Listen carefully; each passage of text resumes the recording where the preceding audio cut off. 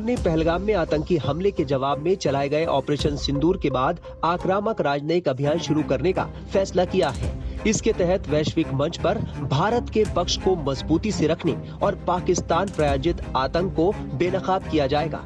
इस प्रतिनिधिमंडल में कांग्रेस सांसद शशि थरूर को भी शामिल किया गया है। कांग्रेस सांसद शशि थरूर ने ऑपरेशन सिंदूर की जानकारी पूरी दुनिया को देने वाले प्रतिनिधिमंडल का मेंबर बनाए जाने पर केंद्र सरकार को शुक्रिया कहा।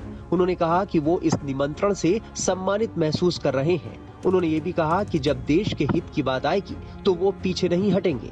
थरूर ने एक बयान में कहा, भारत सरकार ने मुझे 5 महत्वपूर्ण राजधानियों में सर्वदलीय प्रतिनिधिमंडल का नेतृत्व करने के लिए आमंत्रित किया है ताकि हाल की घटनाओं पर हमारे देश का दृष्टिकोण प्रस्तुत किया जा सके।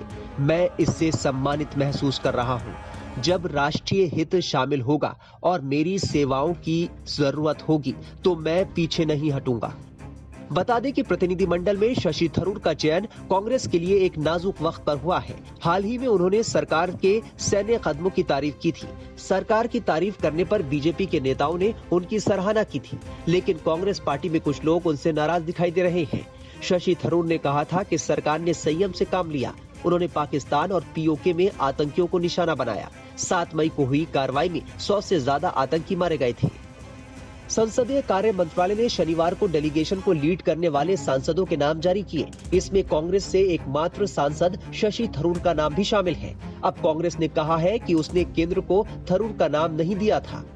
कांग्रेस नेता जयराम रमेश ने एक्स पर लिखा, शुक्रवार 16 मई सुबह संसदीय कार्य मंत्री किरण रिजिजू ने कांग्रेस अध्यक्ष मल्लिकार्जुन खड़गे और विपक्ष के नेता राहुल गांधी से बात की थी। उन्होंने विदेश भेजने वाले डेलीगेशन के लिए 4 सांसदों का नाम मांगा था। कांग्रेस ने 4 नाम आनंद शर्मा, गौरव गोगोई, डॉक्टर सैयद नासिर हुसैन और राजा बरार दिए थे। संसदीय कार्य मंत्रालय ने डेलीगेशन का नेतृत्व करने वाले जिन 7 सांसदों के नाम जारी किए हैं, उनमें थरूर के अलावा बीजेपी से रविशंकर प्रसाद और वैजयंत पांडा, जेडीयू के संजय कुमार झा, डीएमके के कनिमोझी करुणानिधि, एनसीपी शरद पवार से सुप्रिया सूले और शिवसेना शिंदे गुट के श्रीकांत एकनाथ शिंदे शामिल हैं। इनके नेतृत्व में 7 डेलीगेशन 23 या 24 मई को भारत से रवाना होंगे। फिर अगले 10 दिनों के लिए दुनिया के बड़े देशों, खासकर संयुक्त राष्ट्र सुरक्षा परिषद के सदस्य देशों में जाएंगे। वहां बताएंगे कि आतंकवाद के खिलाफ भारत का दृष्टिकोण क्या है और ऑपरेशन सिंदूर के तहत पाकिस्तान के खिलाफ एक्शन क्यों और कैसे लिया गया। उधर पाकिस्तान के प्रधानमंत्री नवाज शरीफ का बड़ा कबूलनामा सामने आया है। पाकिस्तान के प्रधानमंत्री शहबाज शरीफ ने माना है कि 10 मई को भारत की बैलिस्टिक मिसाइलों ने नूर खान एयरबेस समेत बाकी ठिकानों को निशाना बनाया था। शरीफ ने कहा कि सेना प्रमुख जनरल आसिम मुनीर ने उन्हें इस हमले की सूचना दी थी। शहबाज शरीफ ने कहा कि 9-10 मई की रात को लगभग 2:30 बजे जनरल सैयद आसिम मुनीर ने मुझे सिक्योर लाइन पर कॉल करके बताया कि भारत की बैलिस्टिक मिसाइल नूर खान एयरबेस और कुछ अन्य इलाकों पर गिरी है। हमारी वायुसेना ने अपने देश को बचाने के लिए स्वदेशी तकनीक का इस्तेमाल किया और उन्होंने चीनी लड़ाकू विमानों पर आधुनिक गैजेट और तकनीक का भी इस्तेमाल किया। पाकिस्तान शुरुआत में दावा कर रहा था कि भारत के हमले में पाकिस्तान को किसी तरह का कोई नुकसान नहीं हुआ है। हालांकि इस नुकसान की तस्वीरें पूरी दुनिया ने देखी हैं। देर आए दुरुस्त आए, अगर देर भी एडमिट करने में देर कर रहा है पाकिस्तान तो कर रहा है। देखिए, सबसे पहले मैं तो आपको बता दूं रियलिटी क्या है। रियलिटी ये है, पाकिस्तान का प्राइम मिनिस्टर वही स्टेटमेंट बनाएगा जो आर्मी चीफ बोलेगा। अगर आर्मी चीफ बोलेगा ये नहीं बोलो तो नहीं बोलेगा, क्योंकि पाकिस्तान की आर्मी पाकिस्तान को रन करती है, प्राइम मिनिस्टर नहीं करता। दूसरी बात यह है कि अब वो एडमिट कर रहे हैं कि पाकिस्तान हमारे बेसिस पे, नूरगांव बेस पे, सरगोदा पे और बाकी बेसिस पे हमला किया है और हमारे कई बड़ा माल का नुकसान हुआ है, कंस्ट्रक्शन का नुकसान हुआ है, रनवेज का नुकसान हुआ है। किराना हिल्स में अटैक हुआ सरगोदा, वहां नुकसान हुआ। मानने लग गए हैं। क्यों मानने लग गए? क्योंकि उन्होंने जो गिड़गिड़ाए जो थे अमेरिका के पास कि संधि कराओ, संधि कराने के लिए दबाव यही था कि हम पे एयर अटैक हो रहा है। और उसके ऊपर से अब ये भी मान गए हैं कि हमारे जो चाइनीज जेट थे उसके ऊपर भारत ने एंगेज किया, उसके खिलाफ कार्रवाई करी अपनी home made and modern technology से। तो इसको जैसे ان کے جتنے بھی جہاز تھے ان کی میزائل جو آئیں ان کو کس طریقے سے ہم نے نیگیٹ کیا. MQ-9 جو بھی ہے ان کی میزائل، کئی میزائل آئیں ان کو ہم نے نیگیٹ کیا. جہازوں کو کیا کہتے ہیں ان کے جہاز اتنے ایفیشینٹ نہیں پروو ہوئے J-17 J-20 J-10 وغیرہ جتنے کی وہ کہتے ہیں.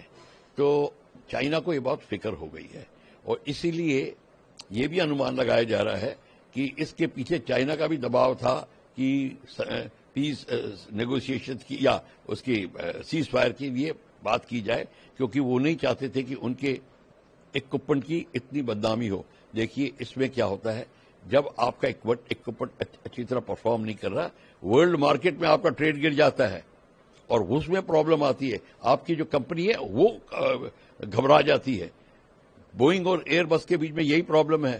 کہیں بوئنگ کی جو پرابلم رپورٹ ہوتی ہے تو بوئنگ کمپنی ہل جاتی ہے اور اس خبر کو دبانے کی کوشش کرتی ہے.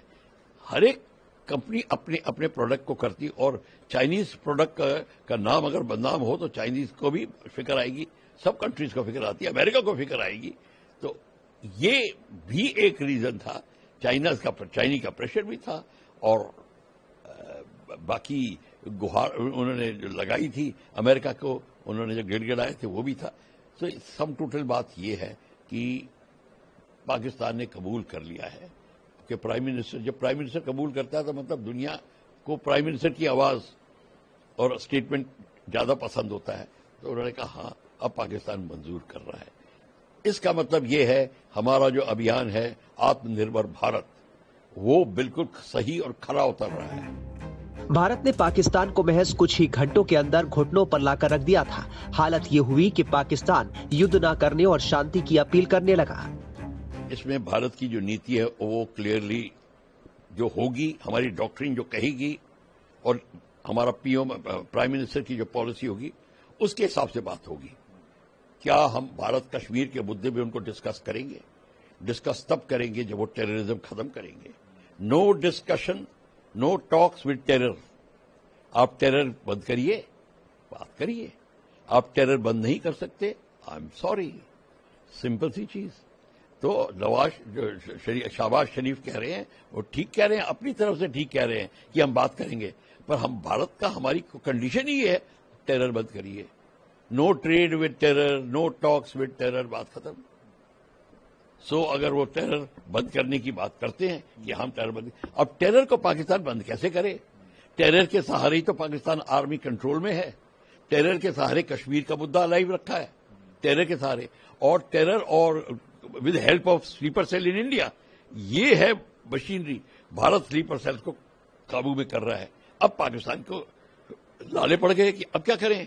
ان کا ٹیررسٹ پہلے تو بڑا گیسٹ بن کے جاتا تھا کشمیر میں، آرام سے جموں کشمیر یا کہیں بھی، یا بھارت کے کسی بھی، سری نگر سے لے کے کنیا کماری تک کہیں بھی جاتا. سلیپر سیلز ہیں، صرف کشمیر میں نہیں ہیں، وہاں تک سلیپر سیل ہیں جو مدد کرتے ہیں، جو پاکستان سے سمرتھن کرتے ہیں، پاکستان کا جھنڈا دکھاتے ہیں. وہ سب ٹیررسٹ ہیں. تو وہ سب سپورٹر ہیں. Supporting terrorism is also terrorism. تو وہ بھی آپ دیکھیے. تو اب بھارت کی نیتی کلیئر ہو رہی ہے اور کلیئر میں ہم کو ڈیسیجن لینے میں کوئی پرابلم نہیں، کوئی کنفیوژن نہیں ہوگی. بھیا ٹیرر بند کر دیا، آئیے ٹیبل پہ بیٹھیے. Turkey has objected that why Hindi میں ٹرکی نے شکایت کری ہے، آواز اٹھائی ہے کہ انڈیا نے سیلیبی جو ان کی کمپنی ہے جو ایئرپورٹ سیفٹی کے اکوپمنٹ اور ایئرفورس گراؤنڈ ہینڈلنگ کے اکوپمنٹ بھارت کو بیچ رہی ہے، اس کا بھارت نے جو سیکورٹی کلیئرنس کینسل کر دیا ہے. کیوں نہ کرے؟ ترکی پاکستان کو آرم سپلائی کر رہا ہے، ڈرون سپلائی کرے براختیار. وہ ڈرون جس کو بھارت نے مار گرایا، پر وہی ڈرون جس نے ہمارے لوگوں پہ حملہ، ہمارے نیتوں پہ حملے کی بات کری تھی. میرے حساب سے Turkey is a part of the crime, part of the game.